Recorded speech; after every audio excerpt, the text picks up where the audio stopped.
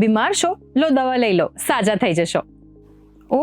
સાજા છો, લો દવા લઈ લો, બીમાર થઈ જશો. આવી જ કંઈક હાલત અત્યારે આપણા ભારતની છે.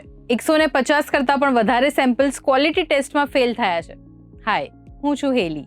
દેશની drug regulatory agency central drugs standard control ઓર્ગેનાઇઝેશને એમનો રિસન્ટ રિપોર્ટ બહાર પાડ્યો છે. આ રિપોર્ટ્સ અકોર્ડિંગ મે મહિનામાં અમુક સેમ્પલ્સ લેવામાં આવ્યા માર્કેટમાંથી અને એ સેમ્પલ્સનું ટેસ્ટિંગ કરવામાં આવ્યું, જેમાંથી 159 સેમ્પલ્સ ક્વોલિટી ટેસ્ટમાં ફેલ થયા છે.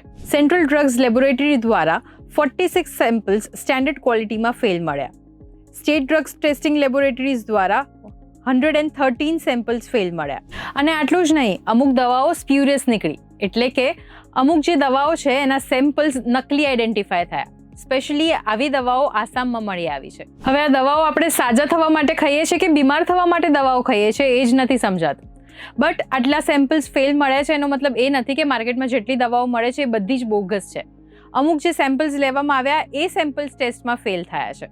પણ હવેથી આપણે જ્યારે પણ માર્કેટમાં દવા લેવા જઈએ ત્યારે અમુક બાબતોનું ચોકસાઈપૂર્વક ધ્યાન રાખવું જ પડશે.